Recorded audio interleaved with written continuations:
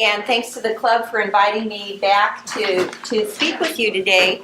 For those of you who were here when I spoke to the club last, this handout might look familiar to you. It represents the City Council's goals for this current 2-year term of the council. As many of you know, in our form of government, the mayor and all 9 of the city councilors are volunteers. And this is an election year at the federal and state level as well as locally. And so my 4-year term as mayor will conclude at the end of December, as will the 2-year terms of all 9 of the city councilors in the city of Corvallis. And so this is sort of that interesting time of year when people who hold elective office make decisions about whether they're going to run for re-election or conclude their time in public service. And for me, I've decided that I'm going to conclude my time in public service. As many of you know, I also work at the hospital, and there's a lot going on in healthcare these days too. And so it's a bit of a balancing act to do this work and also my other day job. And so fortunately, I think for our community, one of our current city councilors, Biff Traver, who currently serves as the vice president of the city council, has indicated his intent to run for mayor in November, and I certainly support his candidacy. So there will be some turnover on the city council this year, and there are also some already contested races in the city council. So people from the community who've indicated an interest in running, and so for those of you who live within the city limits, I certainly think it'll be some interesting races and something to follow. So I just thought that today I would give you just a few updates on how we're doing now as the council moves into the second of its 2-year term, how some of these goals are coming along. I'm going to focus on a few of them today, and then if you have questions for me, maybe on some of the things that I've not touched on that you're interested in, please ask me.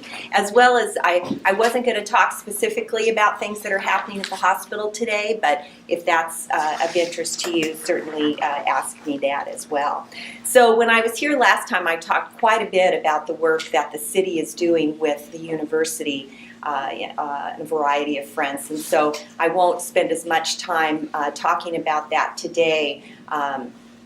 The one thing that the council is really spending quite a bit of time on right now, actually 2 things, that one of them is just sort of getting going now, but the one that you've probably been hearing about and reading about quite a bit, both the city and the university are doing a lot of work right now on parking and traffic. So when we formed our 3-year formal collaboration with OSU, parking and traffic was one of 3 primary areas that we made a commitment to look at together. And so we pooled our funding, and we commissioned a study of traffic patterns and some of the parking issues, particularly in the neighborhoods adjacent to campus. And a number of recommendations have come through the work group to the council and to the university, and now a lot of work is happening toward an implementation date of September 1st of this year to address a number of issues, both from the university's perspective as well as the city's. So the city council has 3 standing committees. Each of those standing committees has 3 councilors on it, and the Urban Services Committee of the council, which consists of councilors Dan Brown, Richard Hervey, and Rowan Hogue, are the ones who are currently really working hard on the details of what the city is looking at in terms of expanding the number of residential parking districts in the city. Right now there are 3, and most of them are in the sort of the Harding neighborhood, historic neighborhoods close to campus, and they've been in place for several years. So a number of the neighbors had indicated an interest in having a parking district in their neighborhood. And now the Urban Services Committee is really looking a lot more at the details of how parking districts, expanded parking districts would work. There's a lot of challenges in that work because every neighborhood is different. Some neighborhoods have community buildings included in the neighborhood, like churches, senior centers, the county health department, where you have a lot of coming and going during the day. It's not just people who live in the neighborhood. Other neighborhoods are mixed neighborhoods that also have businesses, and so they have clients or patients or people who are needing access to those facilities as well. So a lot of work is happening now in terms of fleshing out the details of what an expanded parking district plan might look like, and a lot of people in the community have come to speak particularly to the Urban Services Committee, but also to the City Council about how they feel about it.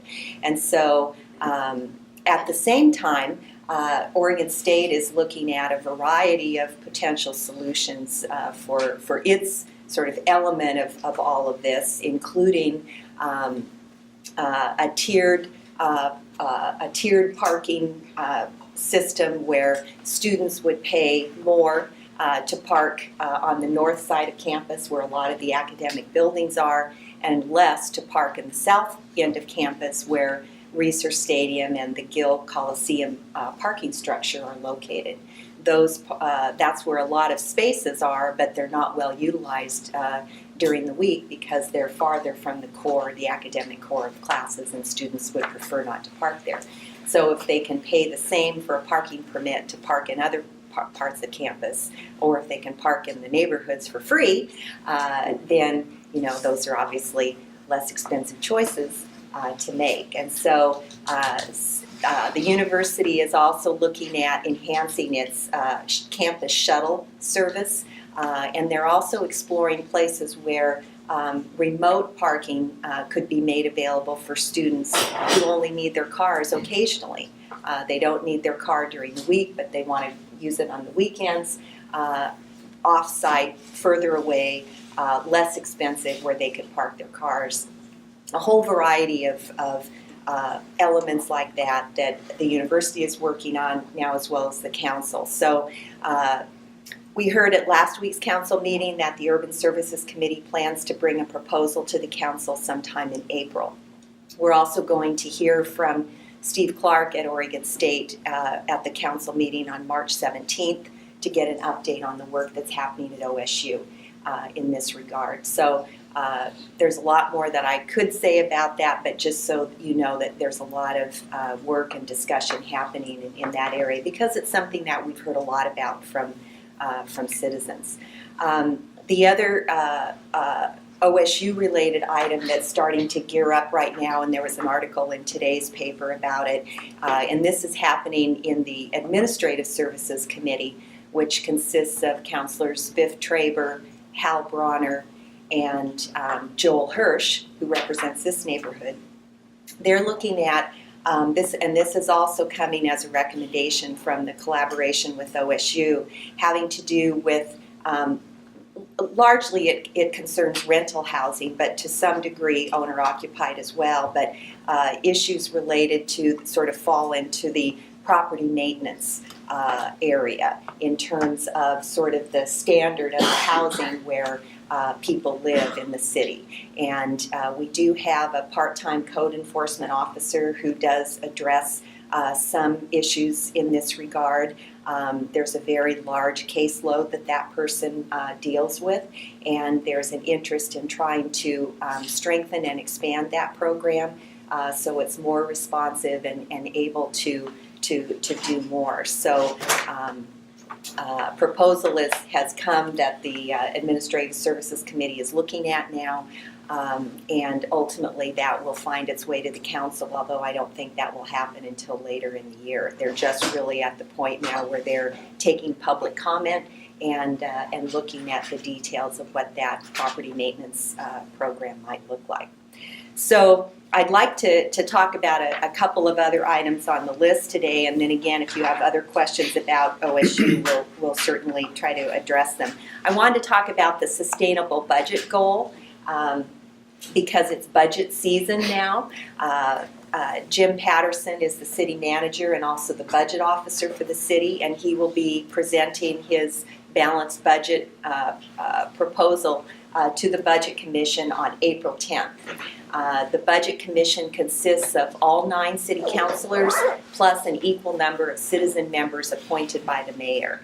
And so that will be the first meeting of the Budget Commission for the year, and then there will be 1 or 2 public hearings on the budget, the proposed budget, where citizens have an opportunity to make comment. So Jim Patterson is using a process for developing the city budget this year that's similar to what the state is doing, where each of the department directors received essentially a target expense amount, and that happened probably 3 months ago, based on projected property tax revenues and other projected revenues. And so they've been working with their boards and commissions and their staff to develop their proposal for that, making that expense target. So that all rolls up into the budget that the Budget Commission will see in April.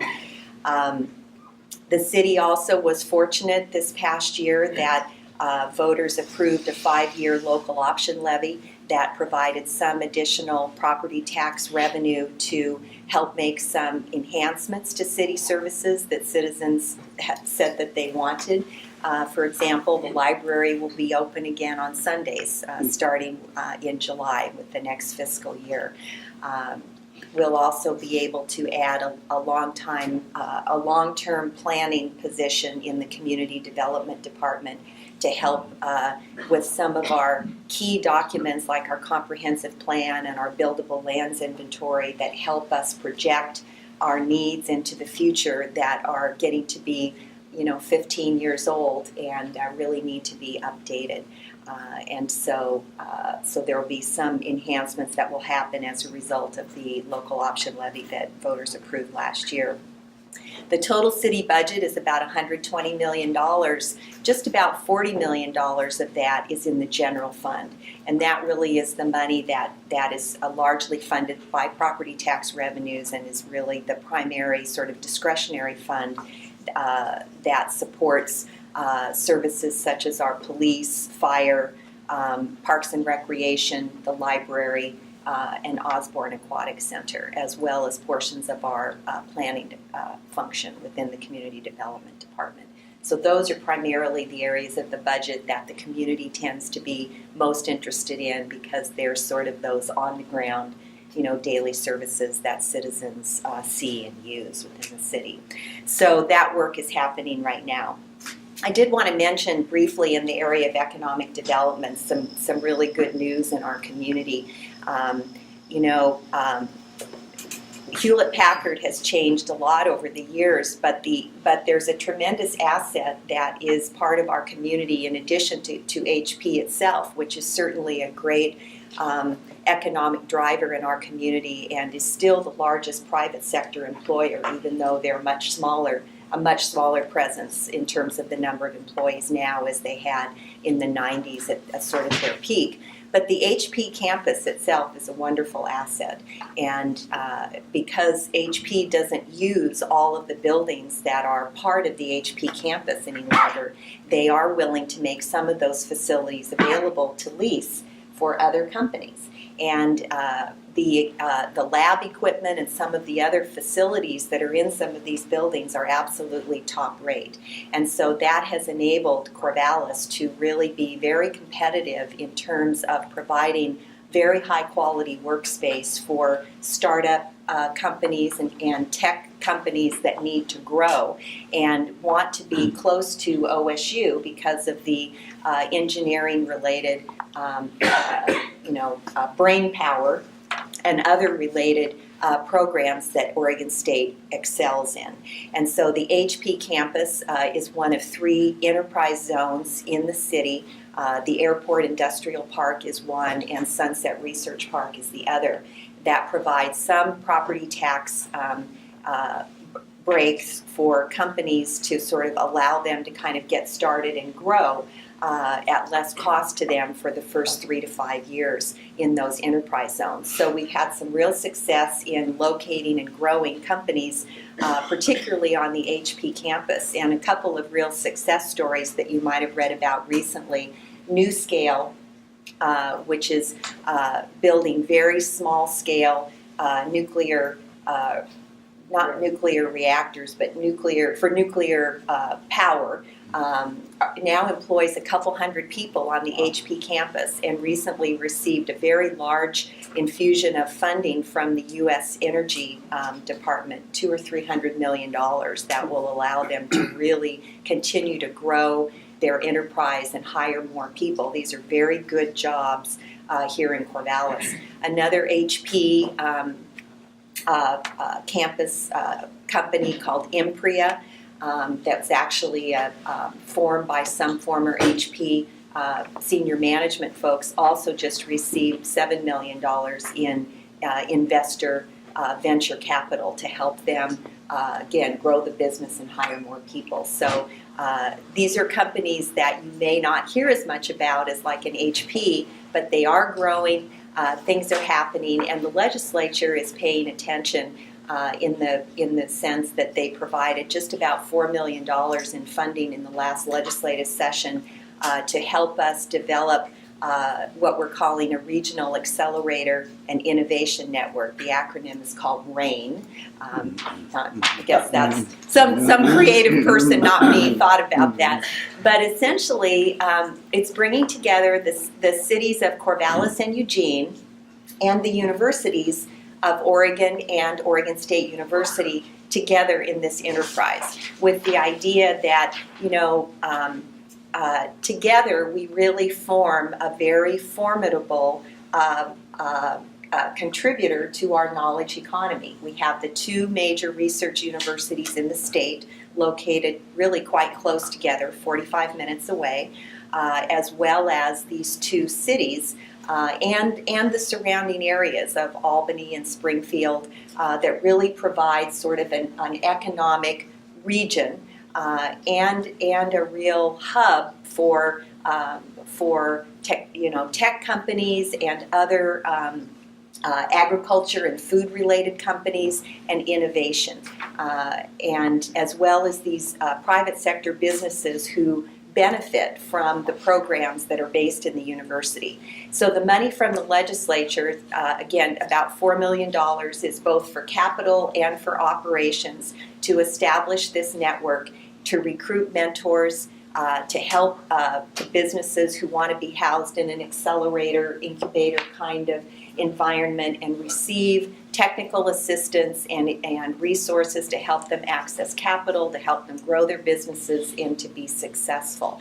So we've hired an executive director. We're forming a 501c3 that will be RAIN, and the board is being constituted now, and this enterprise is getting off the ground. So last week I was in Salem at the Joint Ways and Means Subcommittee, giving them an update on how we're doing, and they're excited about what's happening in this part of the state and to see our communities and our universities working together to help support job creation and companies in our area. So I'm encouraged about that work. And then just one other thing, and then I'll open it up to your questions. Is that about right? In the area of housing. So, for many years, Corvallis has, some of you work in this industry, so you know better than I, but we often hear that it would be great to be able to have a broader inventory of housing in our community of different price points. And, what can we as a city, as a local government do about that? And we know that we have our net in-migration of commuters who come to Corvallis to work every day but live outside of Corvallis is about 8,000. And so, we're really, the City Council has a goal related to better understanding what's driving those decisions in our housing market. And are there things as a government, we as a local government, don't have a lot to do with the market, but what can we as a government do with the private sector and through policy and incentives that are available to local governments to help address the issues related to our housing market, and to try to, number one, better understand why people choose not to live in Corvallis or don't live in Corvallis if they work here.